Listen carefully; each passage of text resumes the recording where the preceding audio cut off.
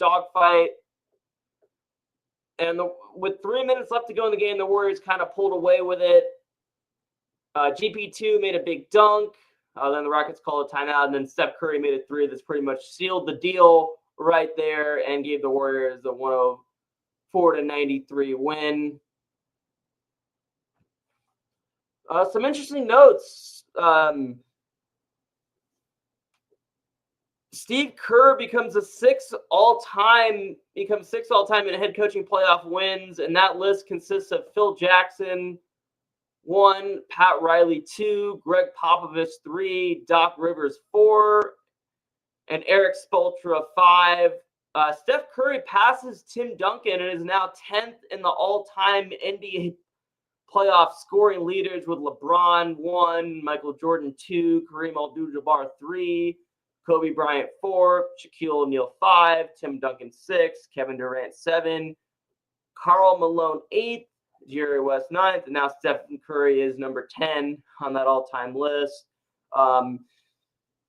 And yeah, yesterday's game actually reminded me a lot of Game 7 of the 2018 Western Conference Finals between these two teams, where the Rockets had a big lead in the first half, and the Warriors came back in the second half, led by Steph's 27 points and KD's 34 points, and they beat them 101-92 to go to their fourth straight NBA Finals back in 2018. And last night's game, Steph had 36 points. Pods had 10 points. Coming off the bench, Buddy Hield and Gary Payton II had a combined 33 points off the bench. For the Rockets, Floyd VanVleet had 17 points. Alperen Sengun had 15 points. Dylan Brooks, classic Warriors rival going back to the 2022 season. Dylan Brooks had 13 points. But the Warriors hold Jalen Green to 9 points after he had 38 points in Game 2, which was huge. Draymond made some great defensive plays. The Warriors played a great defensive game.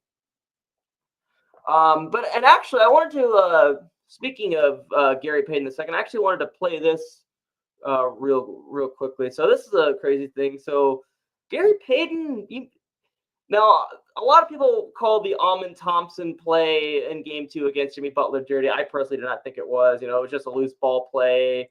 Both of them were going after the ball. And as a Warriors fan who's a big fan of GB2, though, I gotta say this one here may have been somewhat of a dirty play. Let's take a look. State still looking to crack the seal. Payton right down the middle. We first Golden State still looking in 2022 where Dylan Brooks makes a very dirty play on Gary Payton. Crack the seal. Payton right down the middle. He's fouled hard. And Payton's in pain. He's grabbing the left arm. It was right at the end. Morant grabbed him initially, then Brooks got there late with the swipe, and he clubbed him on the side of the head. And the awkward landing at the end. He tried to brace himself, which is natural. One more time. And Jim just trying to break his fall. Payton at the end stuck his hand out. And Scott Foster will deliver it. Foul on the floor has been upgraded to a flagrant foul penalty, too, for wind-up, impact, and follow-through to the head. While the player was prone to injury, Dylan Brooks will be ejected from the game. Gary Payton will shoot two, and they retain possession of the ball. Brooks is done. All right, and so Gary Payton, makes a couple layups. And then right after that, look at boom! Look at what he does after that. So, yeah, I'm not going to lie. Yeah, that may have been a little bit of a dirty play on Gary Payton, but hey, it was just retaliating for what happened back in the 21-22 season against the Grizzlies, which, by the way, shout out to Bandwagoner 2011, a.k.a. Sean, a.k.a. 49er Wildcat. Thank you for listening, or thank you for watching. I should say, I guess, are we live on CJ Ruthless's stream as well? Because CJ Ruthless is going to be on in a little bit. I think he did a dual stream, so shout out to anyone that might be watching CG live. But real quick, before we get into the NFL draft and all that stuff, a couple notes real quick. So the Timberwolves are now up 3-1 against the Lakers. They beat them today in a crazy ending, 116-113, led by Anthony Edwards' 38 points. And it was a battle between Edwards and LeBron and Luka. As LeBron had 27 points, Luka had 38. And actually, yeah, let's check out the ending of that game real quickly.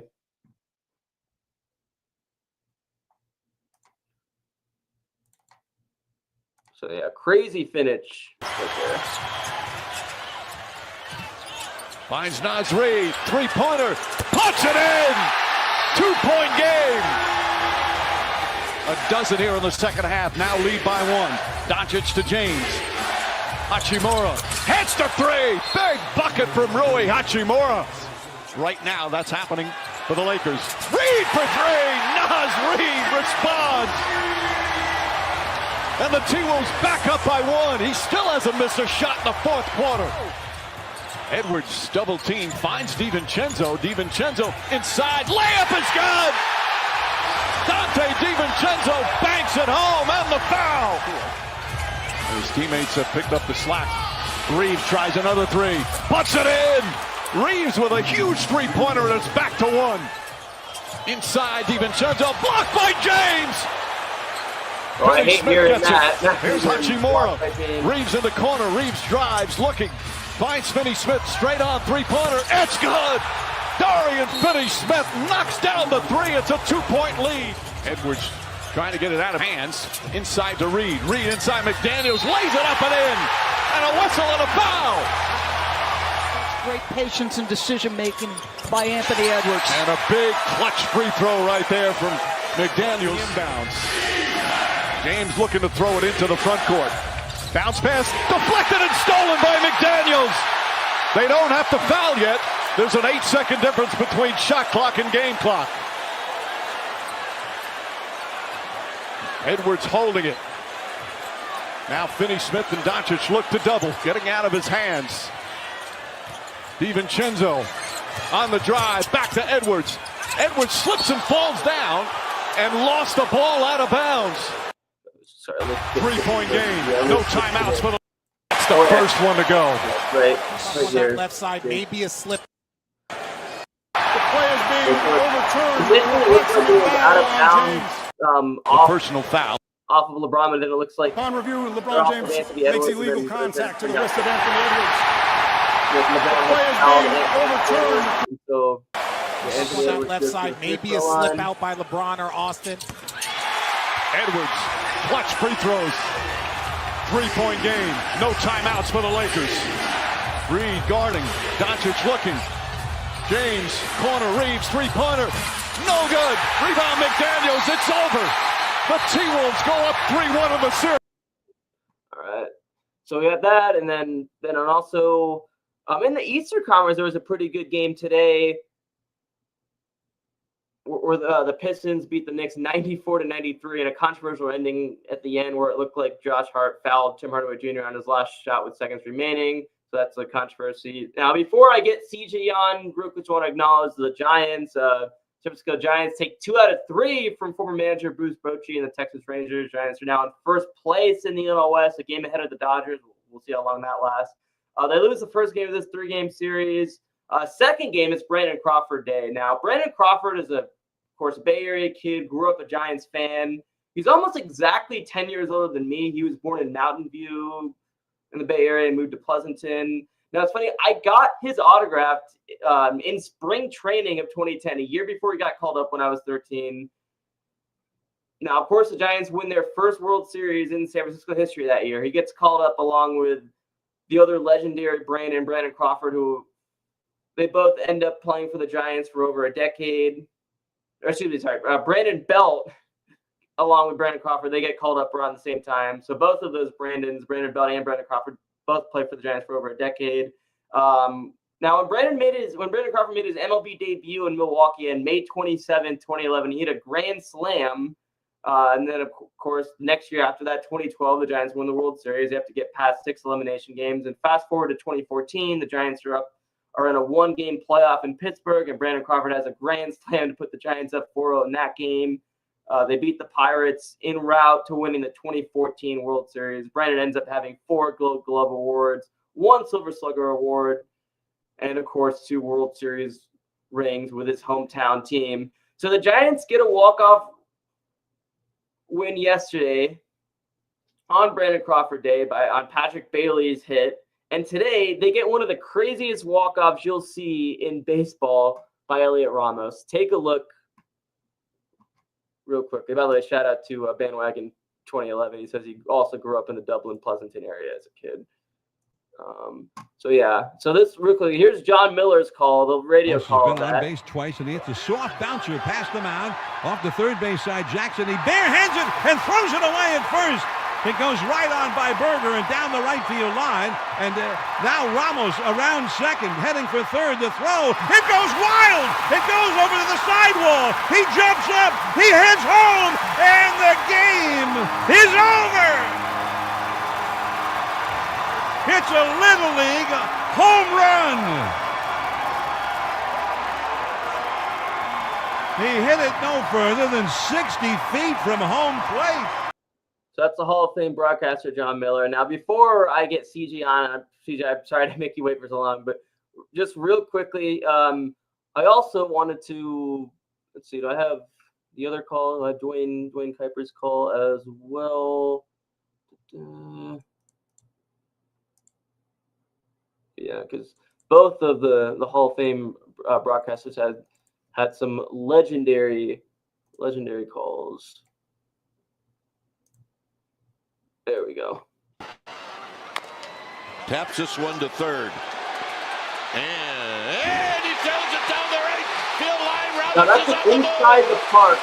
Hold on, of course. No, now he's going to go to third. Here's the throw. The first baseman overthrows it to second, and Elliot Ramos keeps going. This game is over.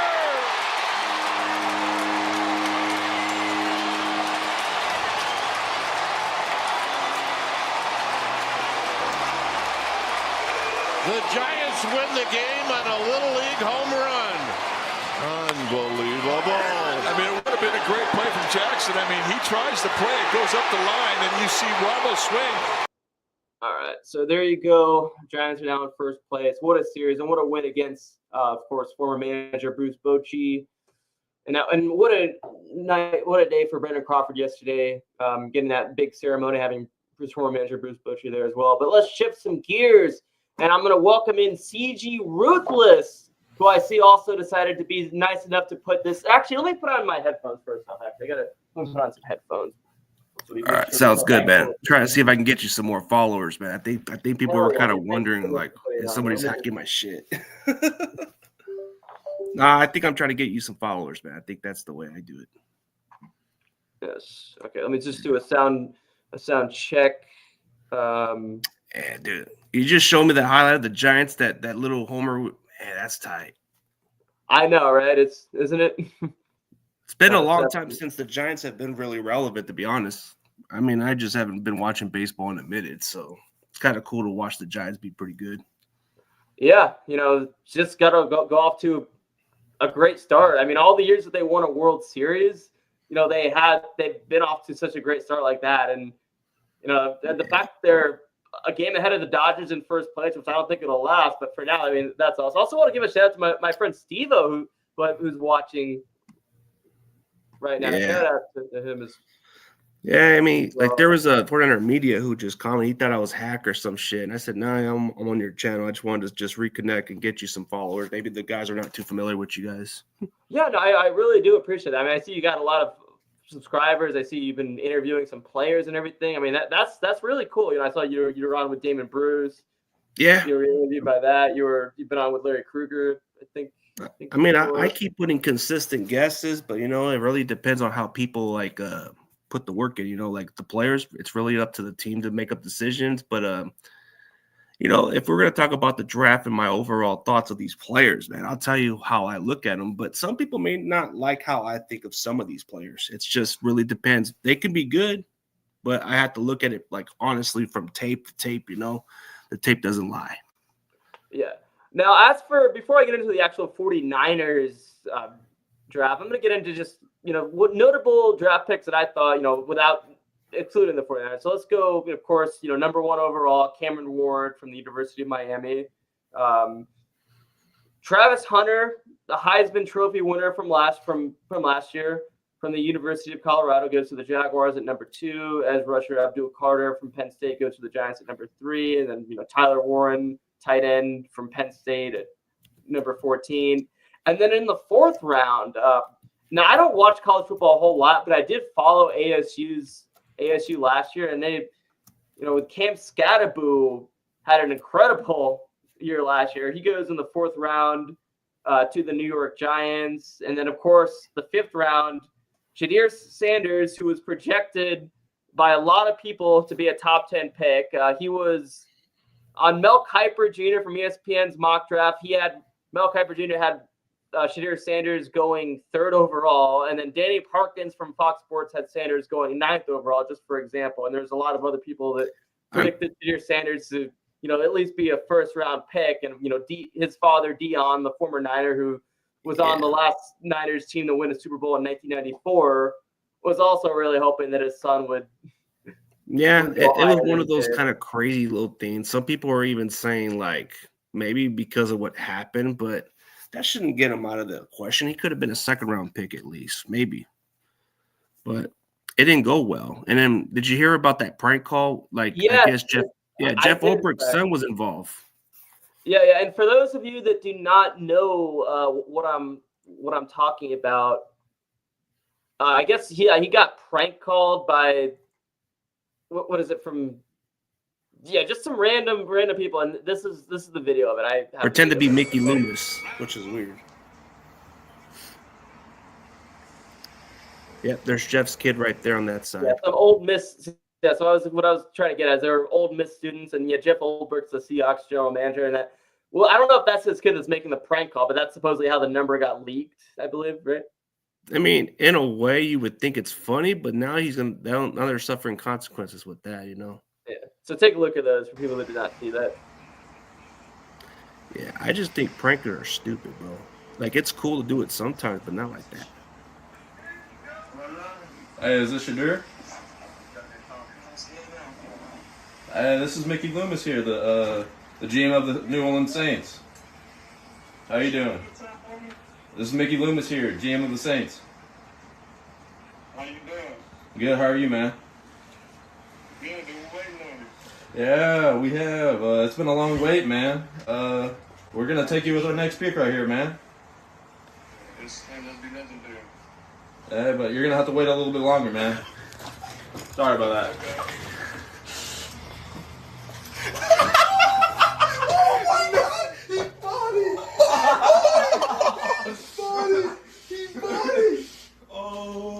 That's not something to be proud of, but damn, that's gonna get a lot of heat for that. And hey, I used to make prank calls, in my younger days.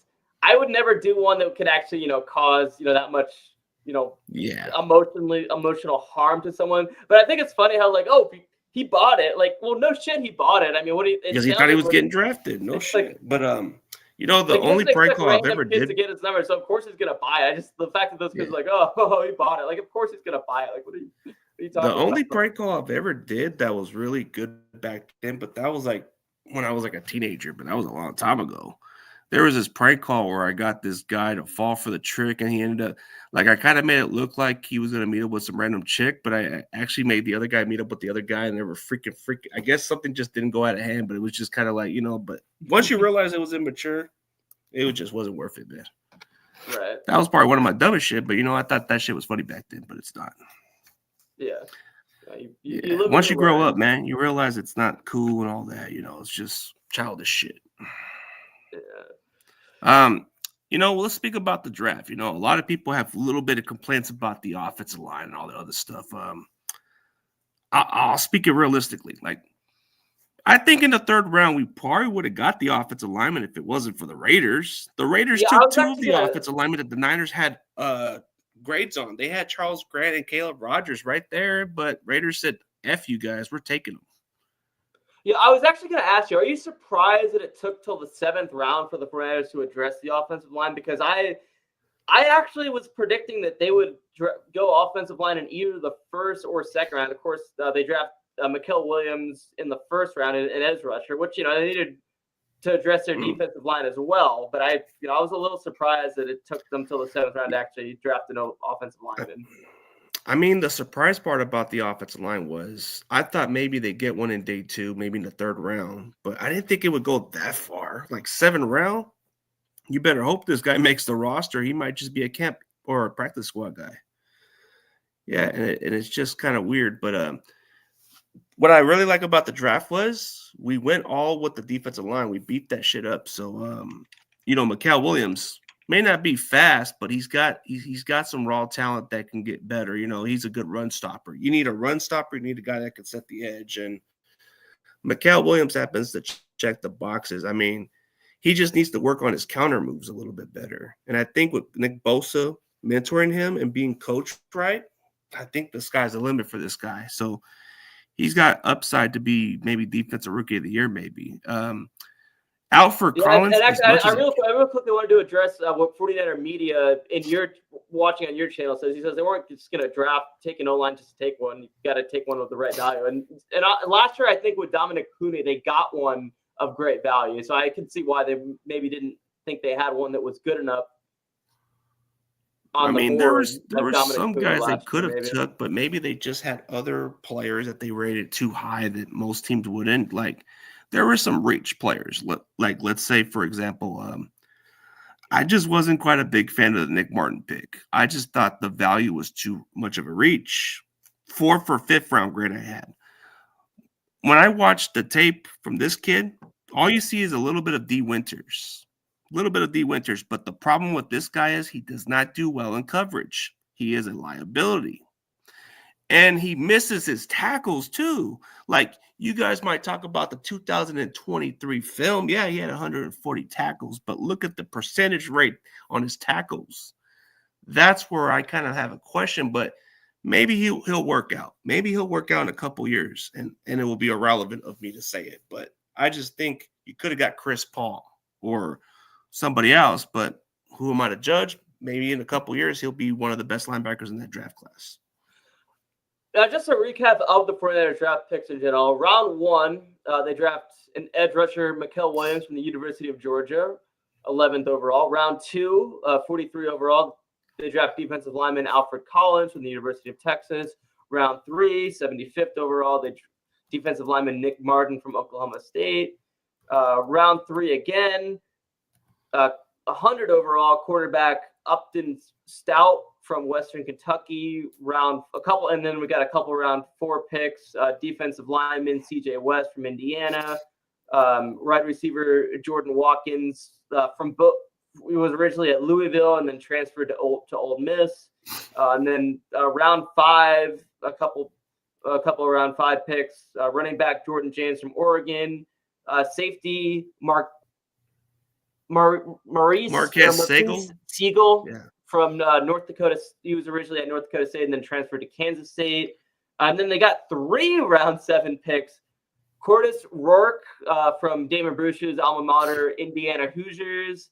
And then they finally go offensive line, Connor Colby, University of Iowa. And then last but not least, they draft wide receiver Junior Bergen from the University of Montana. He's a good returner. I mean, hey, drafting a player from the University of Montana is a good omen from the 49ers, if you catch my drift. Yeah, the last time we drafted a Montana player, I think it was Mike Person, I believe we last drafted from Montana. Yeah. Well, just the name Montana, goes well with the Niners.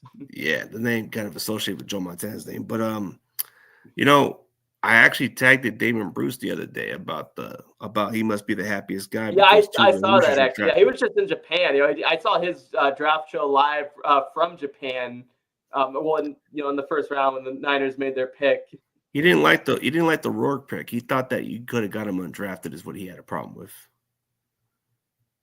Yeah, no, that definitely makes sense. Yeah, but hey, I mean, the 7th round, the Niners have had some recent success in the 7th round. Of course, drafting Brock Purdy in 2022 with the last overall Hopefully this pick. Iowa player is Well, better. Hopefully that alignment. I mean, hopefully Connor Kobe's good, but usually a lot of those Iowa offensive linemen are well coached, so they have what it takes to succeed because they are well coached on blocking. They take pride in blocking. Like, if you're going to look for an offensive lineman, which is the best way to build your offensive lineman? Go look for a kid in Iowa.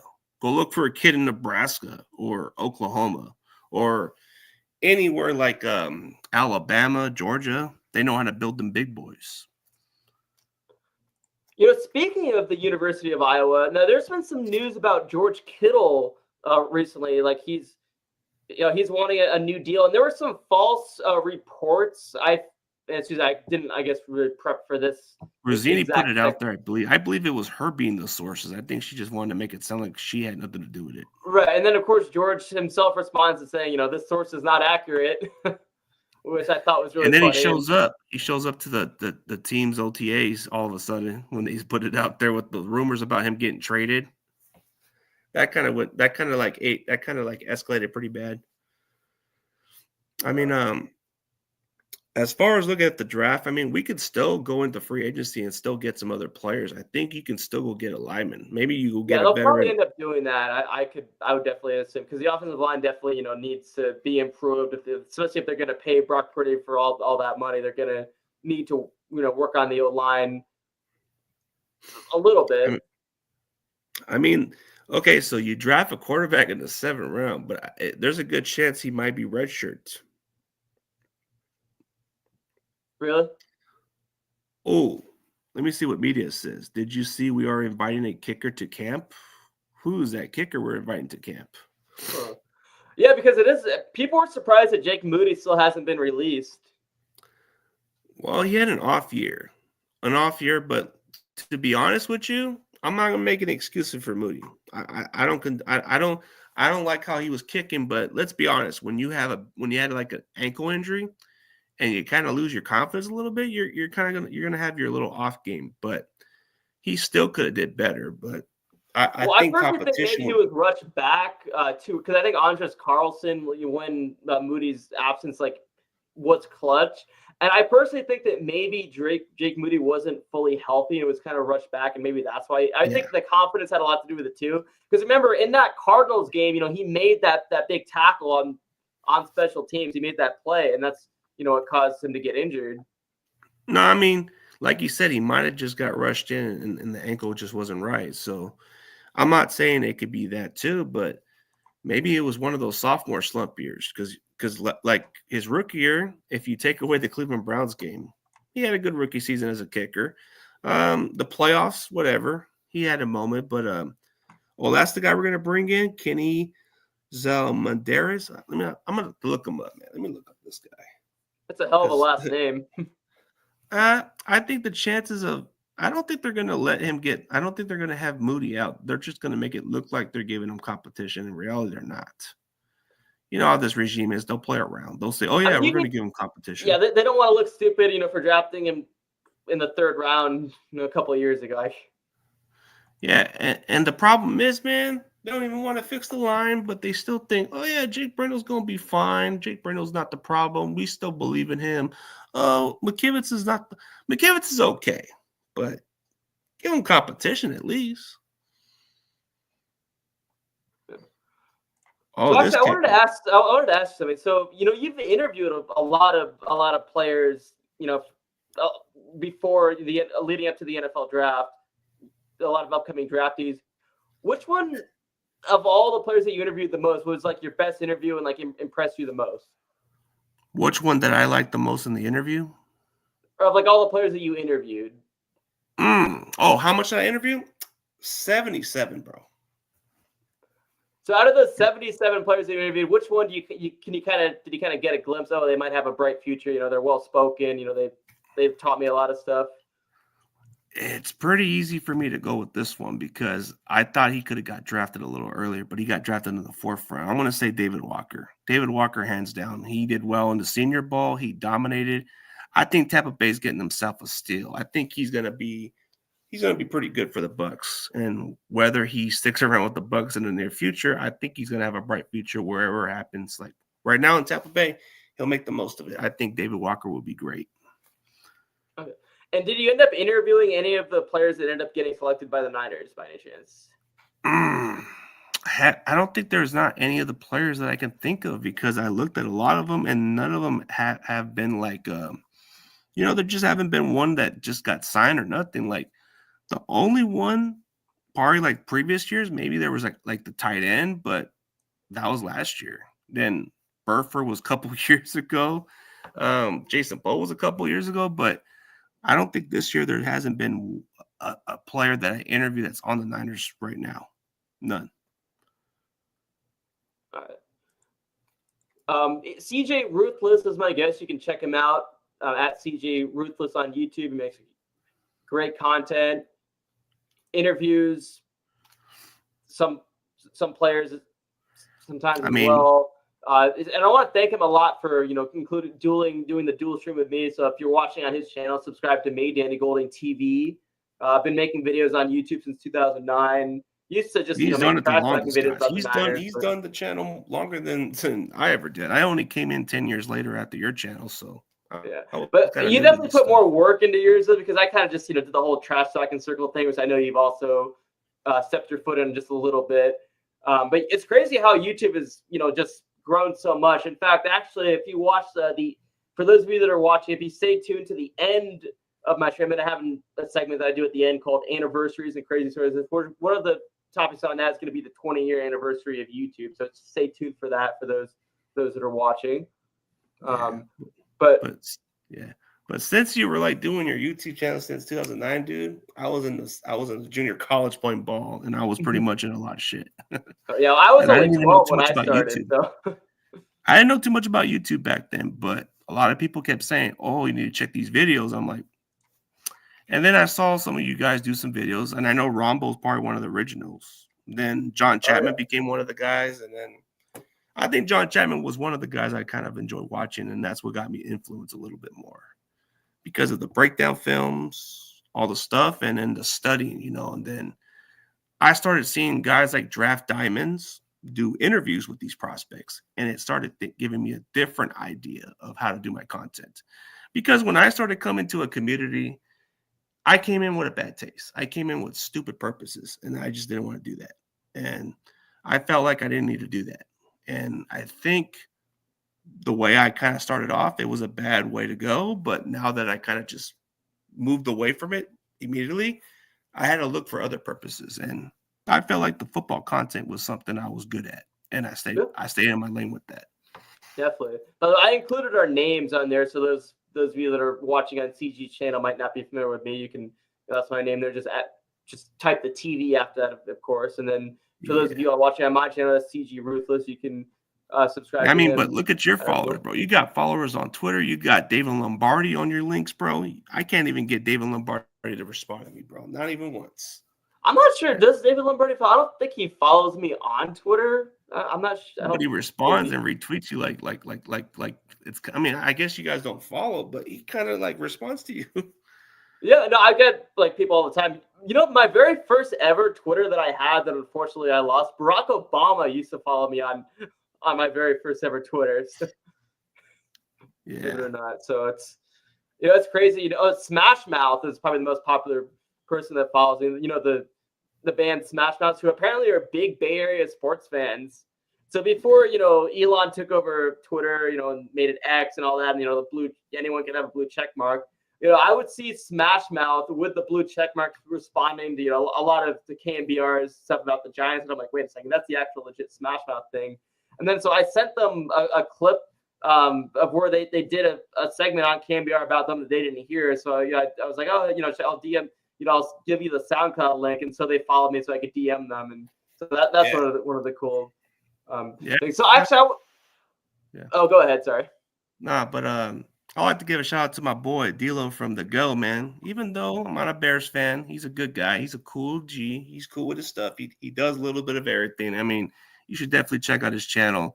I'm not going to say a certain person he can't stand, but he happens to be in that same fan base, so I'm not going to say the name, but.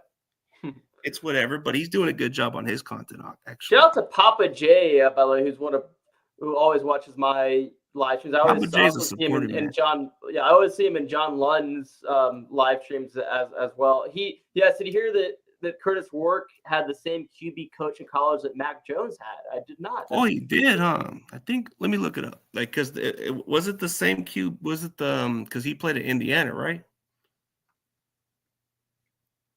Who, Mac Jones? I don't think Mac Jones Rourke has played the Indiana. coach. The coach was at Indiana where he was getting coached by. Maybe that's where Mac Jones was like. Maybe when Mac Jones was playing at Alabama, that guy was probably the OC or something, or QB coach. That's likely. And of course, Mac Jones is not going to be the Niners' second string quarterback. And there's an interesting comparison between the Niners starting quarterback Brock Purdy for his stats last year, and then the backup quarterback Mac Jones and his stats last year. So despite the Niners' 6-11 season last year, Brock Purdy led the league on passes 10 yards per attempt on passes 10 yards or more, and then Mac Jones on the other hand was second to last as the worst QBR, the worst completion percentage on passes 10 yards or more. So for those that are like, oh, we can just, anyone in Kyle Shanahan's system can succeed. There might be some truth to that. Kyle Shanahan has a great system, and Jimmy G looked great in 2019 for the regular season at least. But there's no way that Mac Jones is going to be able to just come in and do what Brock Purdy did.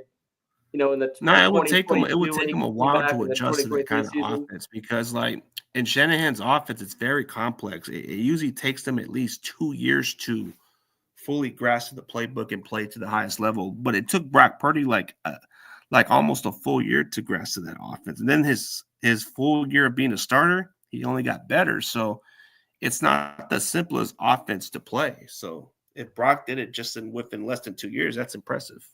Yeah, and Brock, he definitely did regress, a little bit last season, and because still the on his line was rookie terrible, deal. and because the weapons just weren't there. Like you said, he did regress because he didn't have time on the pocket, and he was just.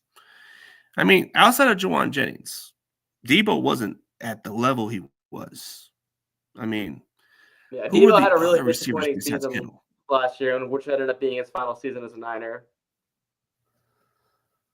Yeah, but he regressed because of how the offensive line wasn't good at protection, because of the timing and all the other stuff. There just wasn't timing with the receivers anymore. Like when Ayuk was hurt, they didn't have anybody else. They had Ricky Pearsall, but Ricky was still learning. He was still learning on the curve, but he was coming off of getting shot. So it took him until. But I think Brock Purdy got the chemistry going at the end of the season before the injury, but he did regress because it's hard to work with certain receivers, bro. When Debo's not playing at the highest level like he once was, and you only have Juwan Jennings who only runs a 4.7, bro. He's not going to burn a defense. George Kittle is like your best weapon, and your backup tight end is okay, but who do you got? Chris Conley? Cowing?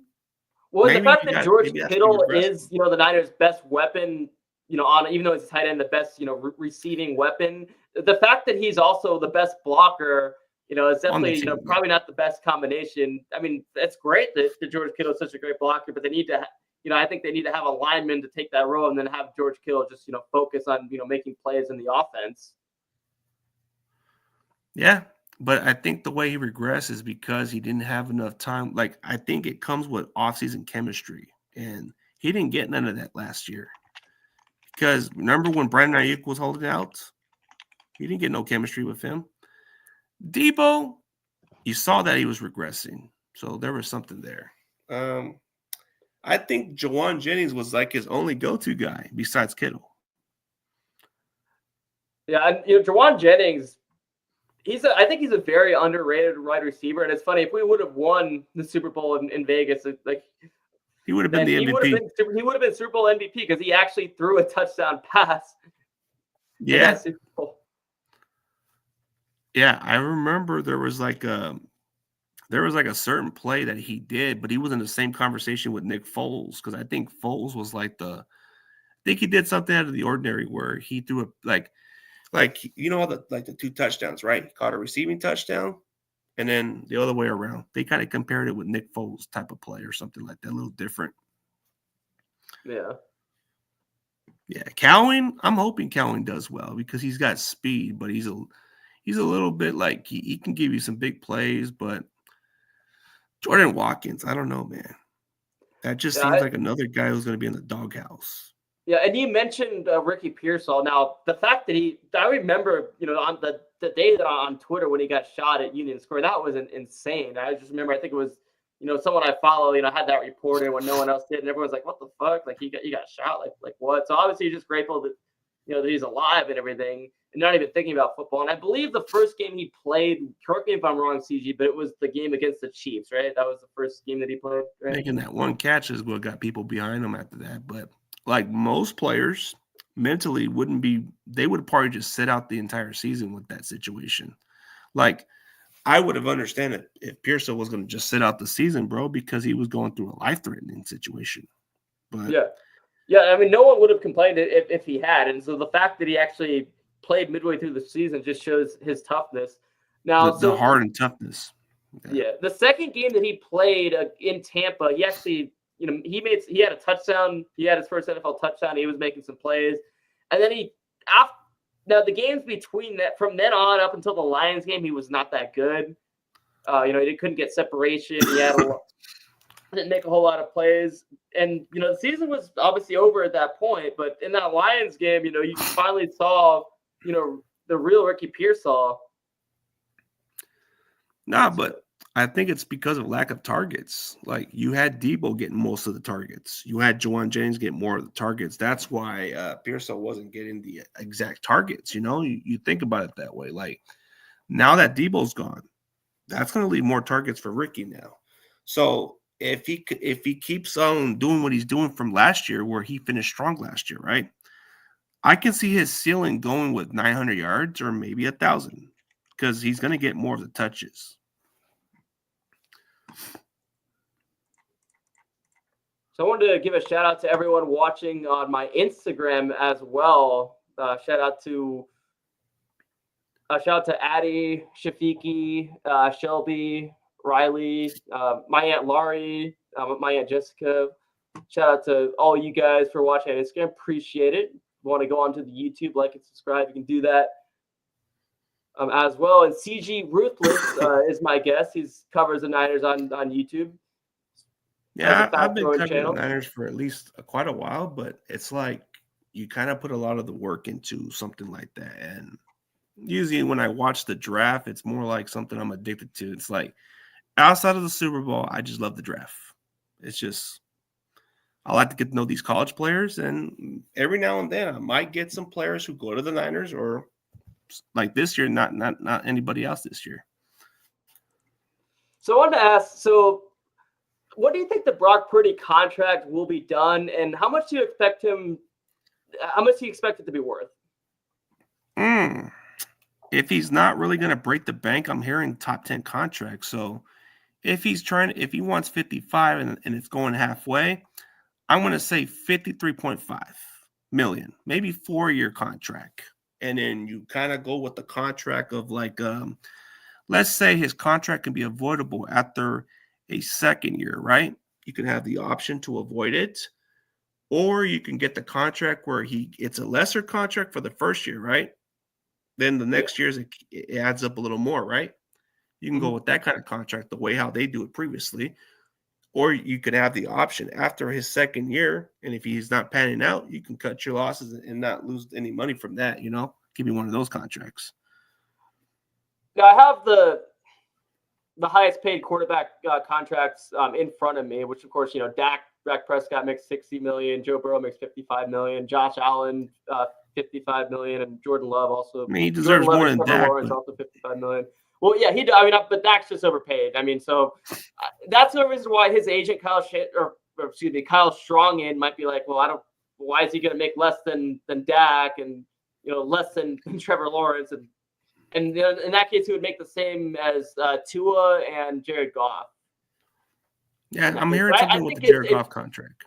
Yeah, obviously, the lower the better. Obviously, if you can, you want to put it below at least below $55 million or so. And of course, the Niners had a dead cap hit with Debo, with the Debo trade and all that. And but the salary cap has grown in the NFL in general. And so I don't think the Niners are, short on cap space money, but, you want to be able to, of course, you got to get that George Kittle contract. Yeah. I mean, not this offseason probably, but. I think the contract could have been resolved if they would have just paid him before Trey McBride. Now that it's skyrocketing to $20 million or more. Yeah. And then there was talks that maybe Juwan Jennings is looking for another contract because he's entering a contract year, and if the Niners want to be smart, they can give him maybe a 3-year extension. And you don't have to pay him the big money. You can probably go from incentive, let's say, I think his contract was about $7 million, right? If I'm mistaken, you could double that from 15, and it can go from incentive right towards let's say it goes from 15 to maybe a couple more $1 million if he gets 1,000 yards or something, and then you can at least keep him for those 3 years.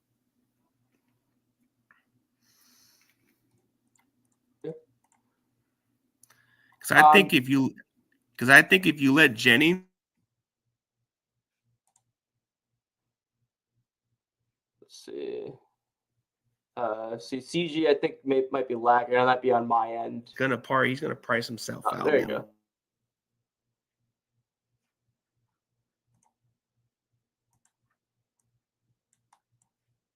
Okay, hold on. Yeah, I think might have to. CG might have to reboot. Let me make sure everyone can hear me as well. A little technical difficulties here. Okay, yeah. Looks like CG might be frozen, so I might have to rejoin. So I'll just remove him from the stream and I'll have him come back real quickly. But yeah, shout out to everyone watching on CG's channel. And there we go. You back? Yeah, I'm back. I don't know what happened. Okay, there we go. Yeah. I just cut off in the middle of the reception. Are you in a bad reception too? Because I guess my reception sucks too. I'm not sure who's in it. Mine should be okay. It hasn't had any issues, but Probably where I live in the complex, it's kind of a little off the reception because I live in a certain area where the reception's a little iffy.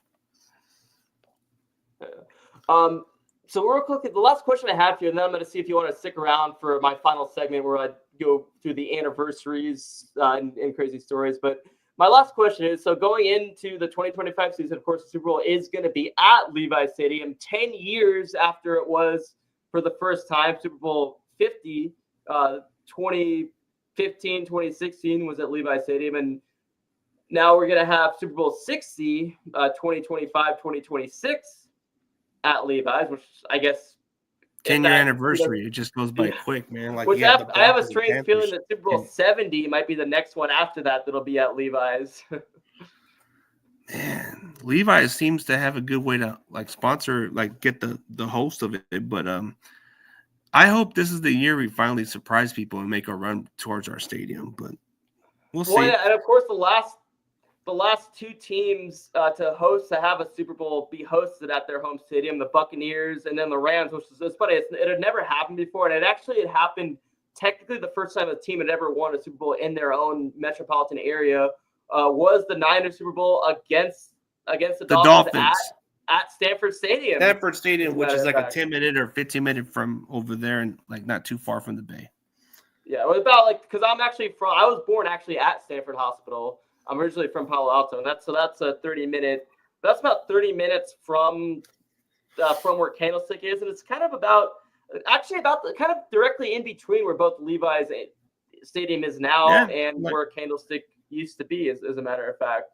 Yeah. So that's the crazy part is, man, nobody acknowledges that part because it's not in our stadium. There's a difference. It's close. It's pretty much close. Not it's a 10 or 20-minute distance from each other, but if you look at the game where the Dolphins and Niners played at Stanford, it's right there towards the Bay Area. Yeah.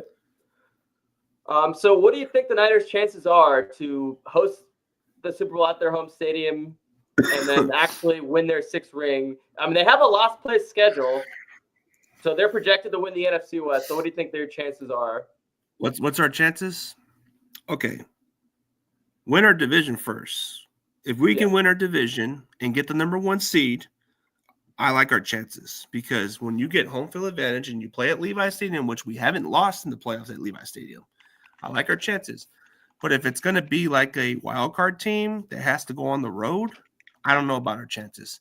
I like our chances going to the conference championship, if I'm being honest with you, but we got to at least have a home field in the playoffs. Yeah, being the number 1 seed, having the home field advantage, having the first round bye is going to be the best key with the rest and everything. Some of their games in the AFC, they're going to play the AFC South with the Jaguars, the Titans, the Colts, the Titans. Yeah, the Jaguars. I just think, the Texans, but I think our Texans. chances to make it and win the Super Bowl, that has to come down to home field advantage for us, because if we have to go all the way down to Philadelphia, that's tough. If we have to go all the way down to Detroit, that's going to be tough. I mean, I would rather play at Levi Stadium in the playoffs than go on the road. Yeah. But if we're the hot road team, if we can be like the New York Giants were in those early years, then I like those little underdog stories. But I think our chances would have to be being the number 1 seed team and getting home field advantage. Because if we get the number 1 seed and we win our division, take care of everything, I like our chances. I would say it's a big fat % chance we definitely win the Super Bowl. But here's the caveat. Do we play Buffalo or Baltimore or the Chiefs again? Which one is it? It's one of those AFC teams we can't get over the hump. Yeah. I mean, the Eagles got over the hump after losing to the Chiefs once. I mean, so, that could – we'll see. I mean, the Niners are already 0-2 again. I'd rather play a different – I'd rather play the Bills. Shout out to Rick Dees. He's saying it's going to be a challenge for us. It's going to be a big time challenge. September all the way to February. Yes, indeed. Wish I went to some games this year, but it's just a little financial issues, so probably just have to watch from aside. Yeah, you were at the NFC Championship game against the Lions, and that must have been really special. Oh yeah, the cool part about it was somebody just happened to give me a ticket without even me. Like, I didn't even say nothing. This guy was. To this day, man, I'm always thankful. Like this one supporter of my channel just happened to make it happen. I didn't expect it. I didn't ask for nothing.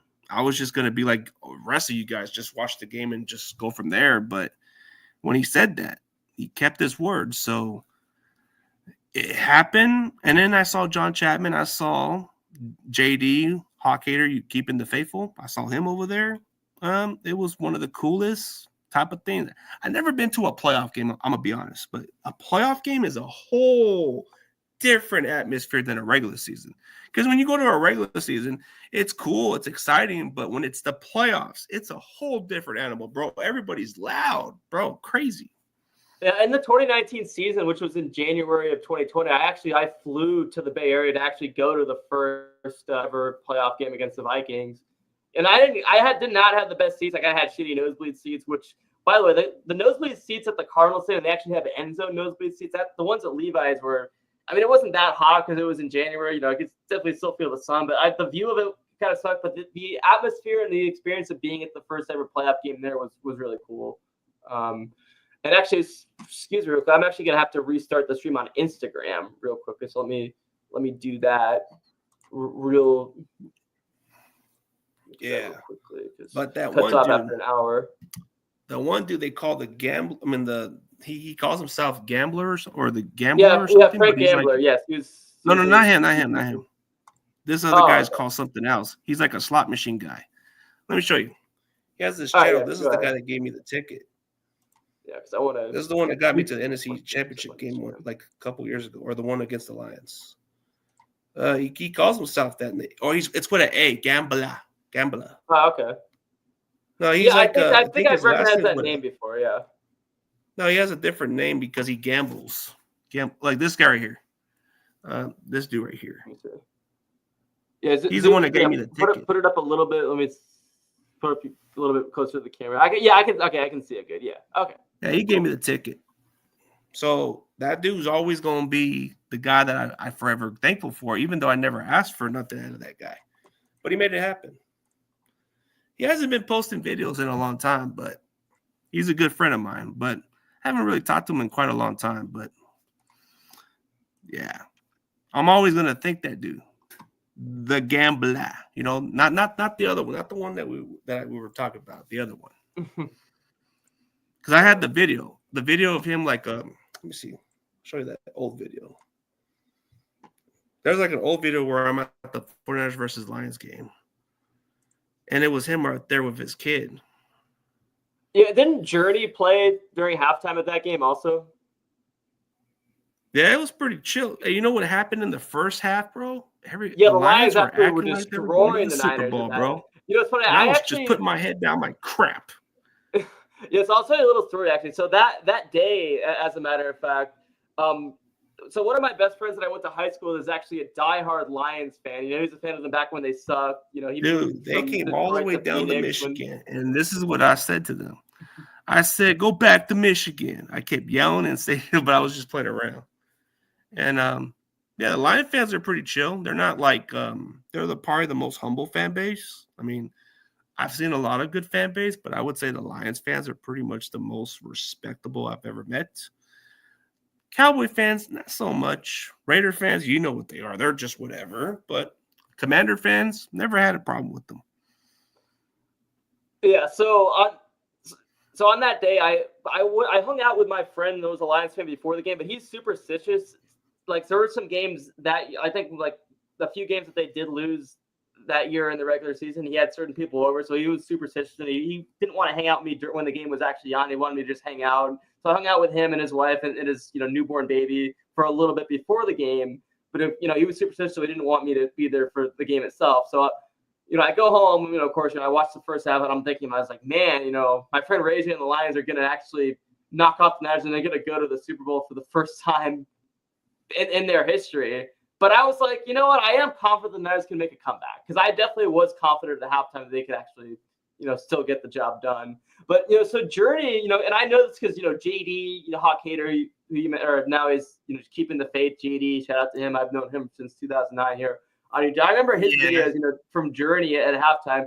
Now, it's funny how, they played the Don't Stop. They have the Don't Stop Believing. Because I know he's taken a huge hiatus for quite a while.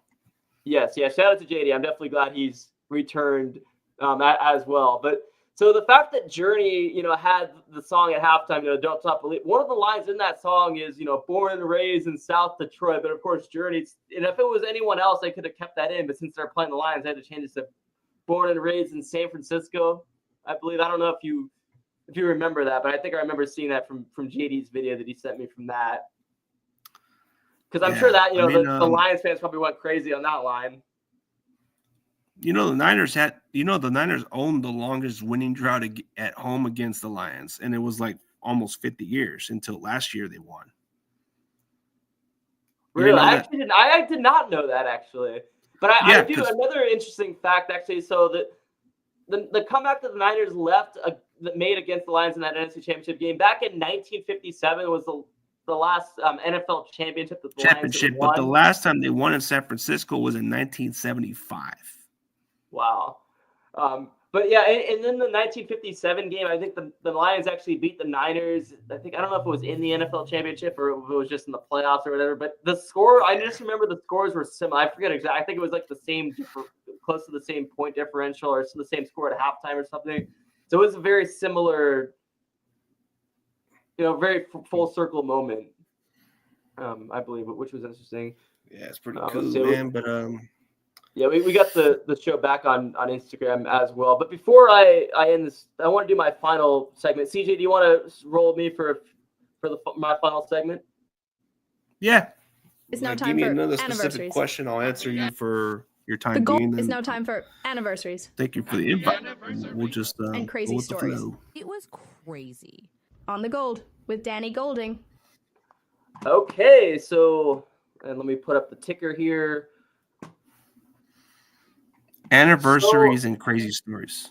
Yeah, that's kind of like my way of to end the show. Like on Damon Bruce's show, he does this date in history, and then John Lundy's just like he did on the radio, just the caboose piss. So it's somewhat similar to both those segments, but also different. It's now time for anniversaries. So I didn't mean to cut you. Okay. And crazy stories.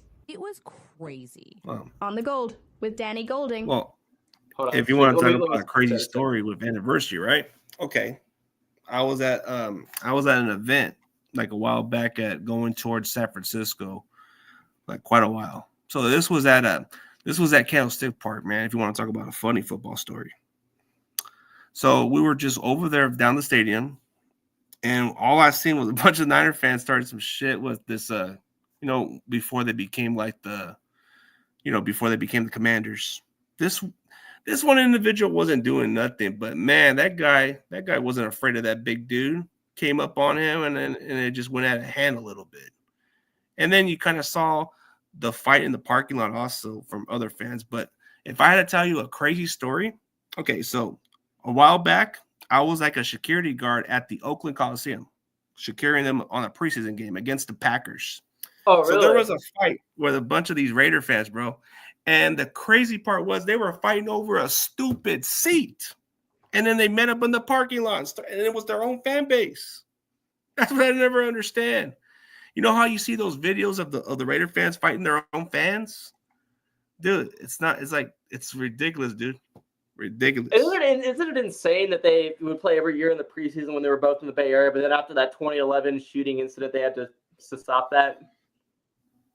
No, but you ever seen how they fight over the damn seat or at least fight for a parking spot, dude? I'm not surprised at all that they would do that just because, the hostile fan base that they are. But I actually personally have not seen that, though. I definitely do take your word for it that they probably, that definitely seems like something that Raider fans would sure do. But now you hear some gunshots over there down in that area too. Oof, not good. Yeah. So the first one, it's been 20 years since the first ever video on YouTube. Take a look. All right, so here we are in front of the elephants. Cool thing about these guys is that they have really, really, really long fronts, and that's cool. And that's pretty much all there is to say. Yeah, so that was uploaded on April 23rd, 2005. And that was the very first ever video that was uploaded on YouTube. And I was only 8 when that video would have been uploaded. I started watching YouTube since I was about 10, and I was 12. I was actually 11 turning 12 when I made my first video. I made my first ever video in January of 2009, a week before I turned 12, as a matter of fact. I had discovered the Trash Talking Circle. Big Dizzle 75. I had watched his video for the first, I'd seen his channel for the first time in December of 2008 when I was still 11. I'm sure you're familiar with Big Dizzle. He's, makes content nowadays.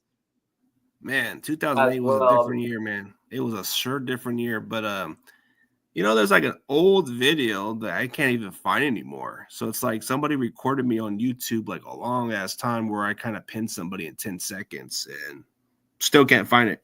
That's what got me going into YouTube eventually, because I remember like looking for that video, still couldn't find it. And it was probably one of my highlights, but anytime I look for it, I'm like thinking, whatever. But it kind of gave me the encouragement at some point, maybe I want to do some videos, but I just didn't have the time, wasn't quite really into it at one point. I was more into before they had MySpace and all the other stuff before. And yeah, I had a MySpace when I was 12, but so in 2009 when I was 12, I had a MySpace, but it was already kind of losing its cool at that time, I believe. And then once 2010 hit, barely anyone was on MySpace anymore. Kind of Facebook took over. But MySpace was more legendary in 2006 and the years before that, but when I was too young to really do any kind of social media. But anyway, on that exact same day when the first ever video on YouTube was uploaded, the Niners drafted Alex Smith with the first overall pick. I wanted Aaron Rodgers, man. I mean, everyone else did. Now, I was too young I was so young, I didn't even watch sports yet at that time, but I just know that everyone wanted, Aaron. I mean, obviously, Aaron Rodgers. Do we need to go back in time, man? He's a Chico guy. But, I mean, the Niners have, destroyed Aaron Rodgers and all the playoff matchups against him, pretty much. So, I think they made up for that. And 20 years later, Aaron Rodgers is still in the league. But he had a horrible season last year with the Jets. I think he could retire. I think people were saying that it would be very funny if somehow he pulled a Brett Favre and then went, since he had already played, of course, played most of his career with the Packers and then played for the Jets. So what if he somehow goes to the Vikings?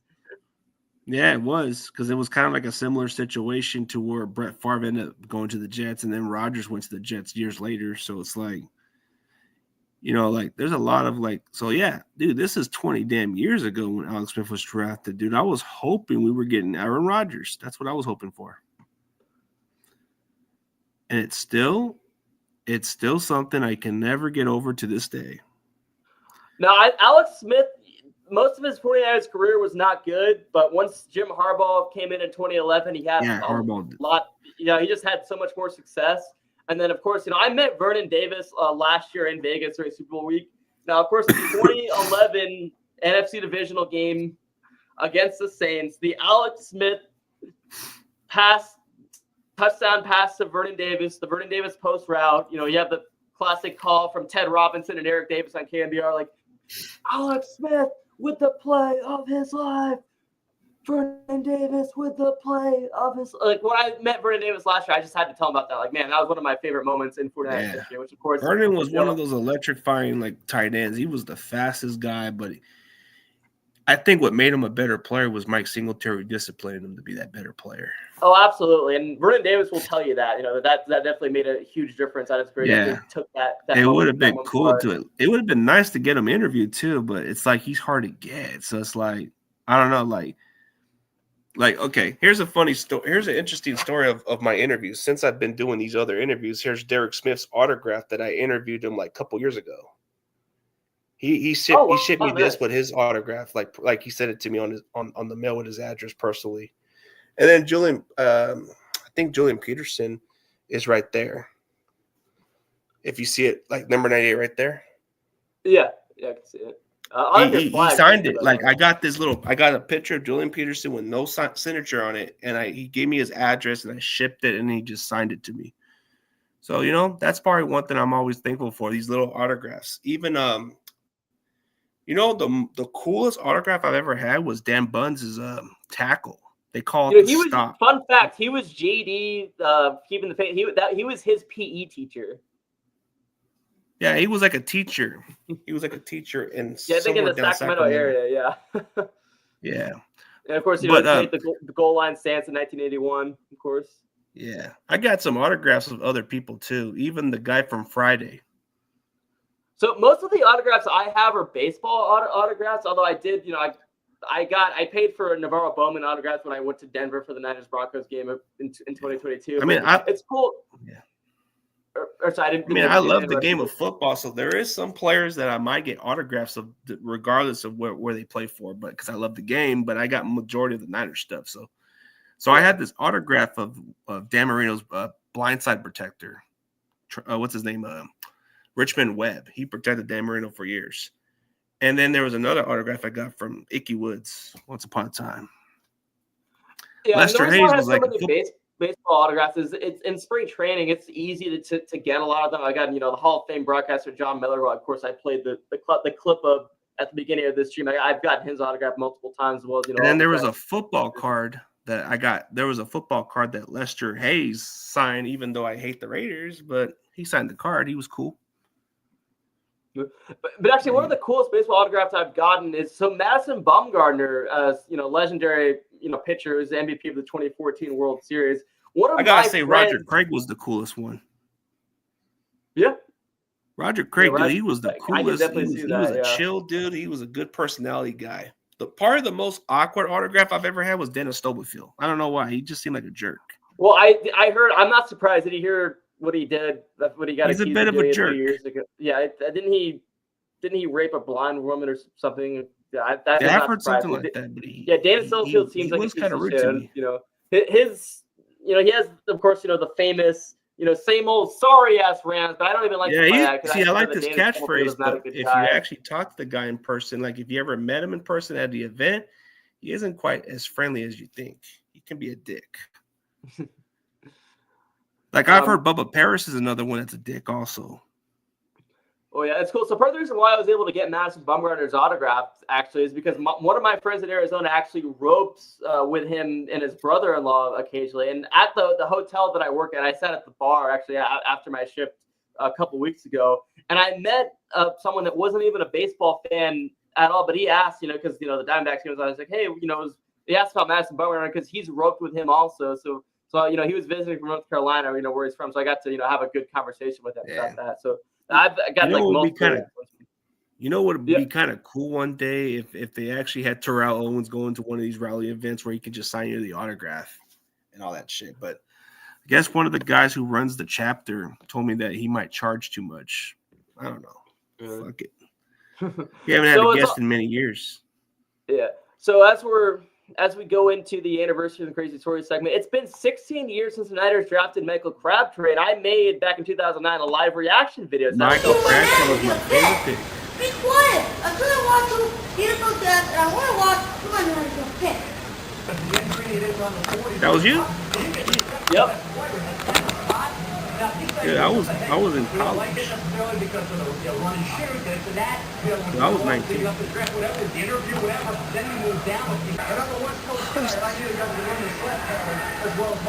With the 10th pick in the 2009 NFL Draft, the San Francisco 49ers select Michael Crabtree. Wide receiver. That was you. Michael Crabtree is our pick! We are good! We are doing it, baby! Yeah! I told you! We have a opportunity! We can do it now! We have Michael Crabtree! We got Michael Crabtree, you said. He has arm strength and all that, so I'm just really happy that Michael Crabtree is a 49er. Man, and what's hilarious about that too is I made a video, so the Warriors drafted Stephen Curry a couple months later, and I have not a reaction video to that, but I have a video where I talk about that same night, and I'm oh, whatever, they draft Stephen Curry from Davidson, and the reason why I wasn't as maybe, I didn't get to make a big exciting video about that is because the news that Michael Jackson had died broke before the draft, so I kind of had my mind on that, and I was just making videos the Warriors have selected Stephon Curry from Davidson, and so I'm excited about Michael Crabtree. I'm the Stephen Curry. Wow. Man. The best videos back then that were kind of funny is when keeping the faith JD used to have those funny ass reactions when we would draft some players we didn't really need to draft, and he would just lose his mind. Yeah. Remember how he got so mad about? Remember he was so pissed about the Dorian Green Beckham pick that we didn't get him, and he kind of just threw a temper and just I thought that was one of the funniest ones.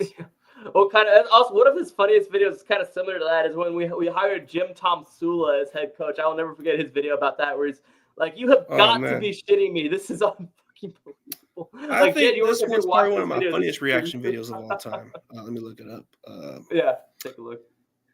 The Asante Samuel pick, when I wanted to get that guy, I kind of lost it and just temper tantrum. I was pissed because I was hoping we were getting that guy. And I think the one that I had a video a while back, I think it was deleted, but it was something where I got pissed off because we got Javon Kinlaw and I lost my cool. I said, fuck that guy. I didn't like the pick. Yeah, and I remember I hated the Kinlaw pick. I was listening. I kind of had that same reaction to it. I was listening live to the NFL draft show on 95.7, the game they did where Damon Bruce and Joe Shatsky, the Butcher Boy, and forget who else was on, but Joe Shatsky absolutely hated the picture. He was he absolutely hated that pick. He was like, "Are you kidding me?" This one was one of my old classics. I think I get a little bit of reaction. Yeah, and part of the reason is because of the fact that they had gotten rid of DeForest Buckner to save money, and then they tried to replace him with that, which a lot of people had a feeling that it was Kinlaw just had a bad knee. I knew he had a bad knee. Once I saw that he had an arthritis knee, I just said pass. No thanks. But here was this classic reaction.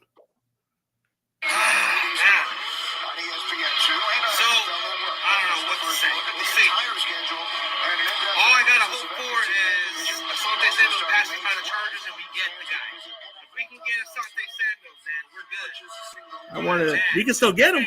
What year is this?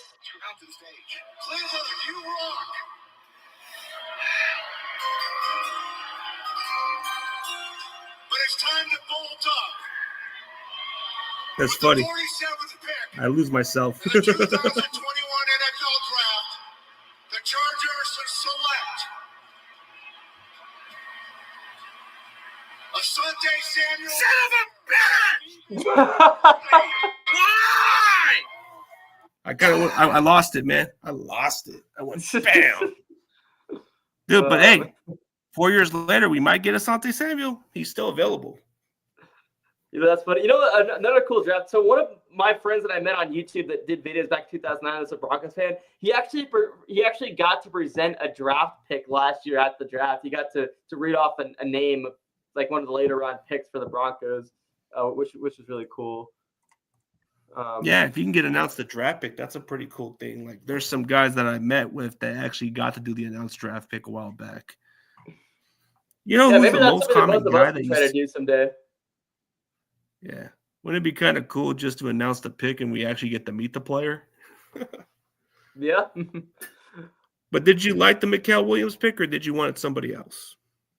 See, I mean, I don't really watch a whole lot of college football, so I'm not as familiar with him. I was kind of happy that they addressed a defensive line in the first round. I just was kind of hoping they would draft an offensive lineman maybe in the second round. So overall, I think I like the pick. I heard a lot of people were down on it.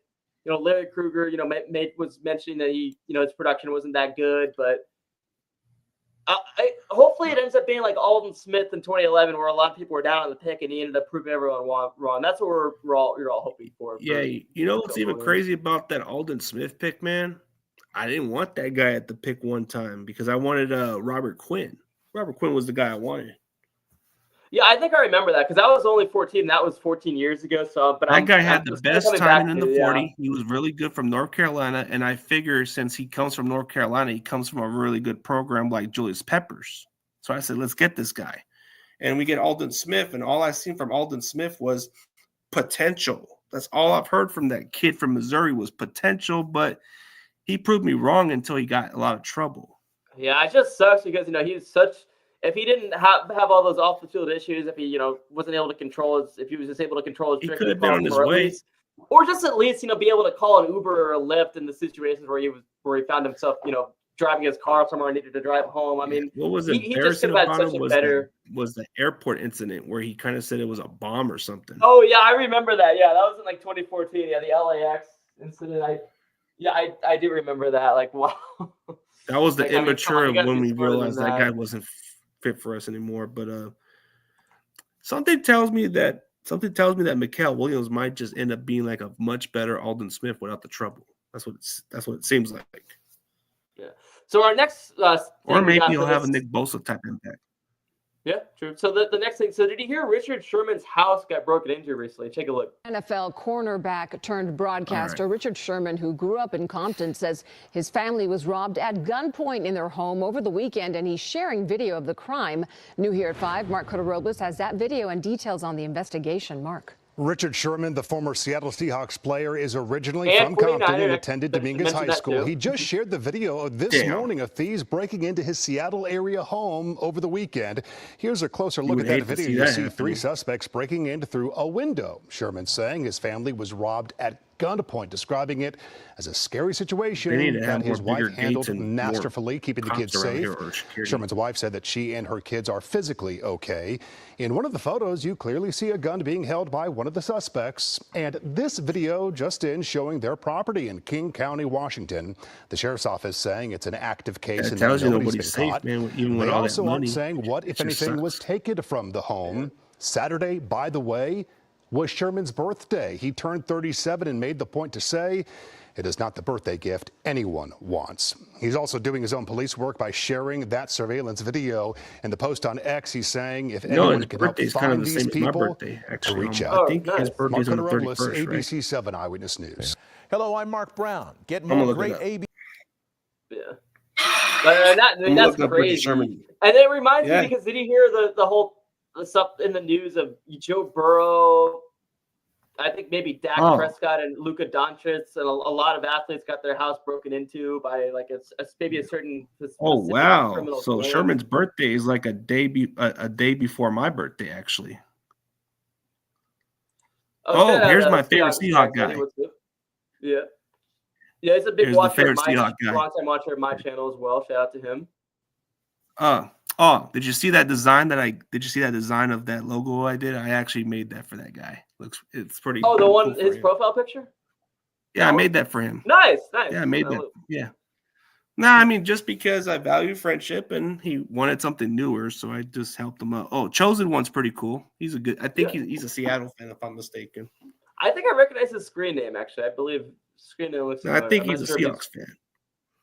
Okay, but isn't that crazy with He's a good Sherman? dude, I mean, too. He was imagine talking getting about how we're going for this undersized. I don't think. I mean, there's the linebackers and cornerbacks are undersized, not the D lines. I mean, maybe the CJ West, maybe because he's 6'1", but he's pretty tough. Yeah.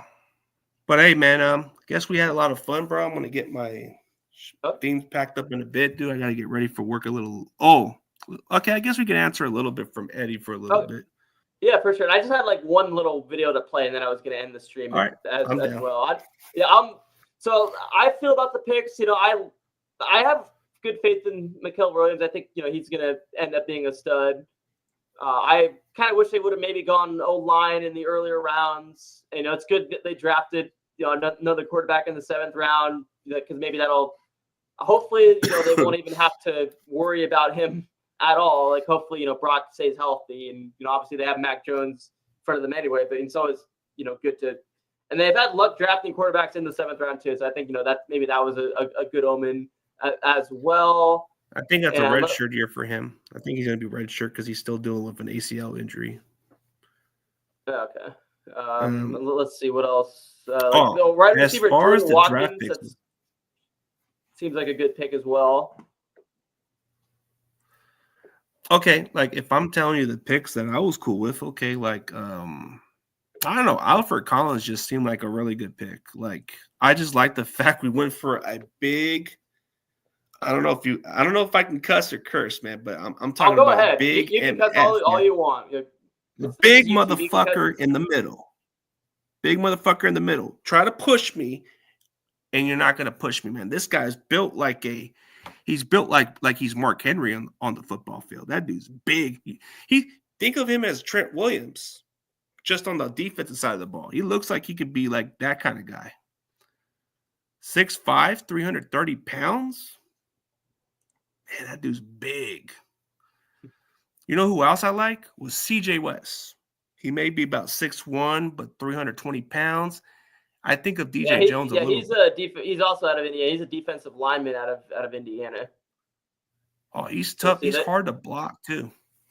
Yeah, so they drafted about four needs on the O-line. They drafted about four defensive linemen. So that's with the issues with the defensive line last year, that's I definitely am happy that they went with that. Okay, so for the final thing we're gonna play here is and I did do this on the last show that I did, but I don't think a lot of people were watching.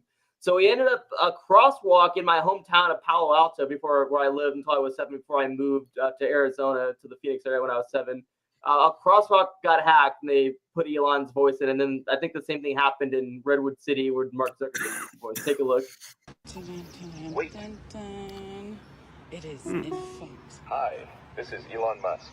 Welcome to Palo Alto, the home of Tesla engineering. They say money can't buy happiness, and yeah, okay. I guess that's true. God knows I've tried, but it can buy a Cybertruck, and that's pretty sick, right? Right? Fuck, I'm so loud. It's real. Hi, this is Mark Zuckerberg, but real ones call me the Zuck. It's normal to feel uncomfortable or even violated as we forcefully insert AI into every facet of your conscious experience. And I just want to assure you, you don't need to worry, because there's absolutely nothing you can do to stop it. Anyway, see ya. Yeah, I'm imagining just crossing the street and then you hear that, like, wow. Yeah, especially if they're in Palo Alto or Menlo Park, right? So yeah, the Elon one was in Palo Alto, and the Mark Zuckerberg was in Menlo Park. It's funny actually. So of course I lived in Palo Alto before. That's where I was born. Before I lived up there until I was 7. And then Menlo Park. Actually, my dad worked in Menlo Park as well. I remember working at an event at the Google Center somewhere down San Francisco where it was a little closer to where you have all the other stuff over there. But they had me work at those events a while back in San Francisco. Yeah, there's most of the tech companies are, I think, in Silicon Valley, and then Twitter and a few of them are in San Francisco. Yeah, majority of them are in San Francisco. The only one that I don't see in the Bay Area is TikTok. I think TikTok's somewhere in China or New York. Yeah, that's not surprising, and he's probably stealing everyone's data and everything. But yeah, but my followers are pretty big on TikTok, man. I got big followers, and I get paid okay over there. Yeah, I don't use TikTok that much, but when I do go on, I do see your shit. I was even trying to figure out how I can live stream on there as well with the StreamYard, but I wasn't able to figure out. But we're on, YouTube, Twitter, and Instagram. I think it's good enough. But so we're gonna close out the thing. I want to thank CG for joining me so much. But stay tuned for a few more minutes, everyone watching, because I do have an outro video that I am gonna play. But I want to thank CG Ruthless for joining me on the stream. Check out his channel, like and subscribe to both channels. This has been The Gold with Danny Golding, and as I end The Gold with Danny Golding, remember the golden rule: treat other people the way you want to be treated. Peace. Fair enough.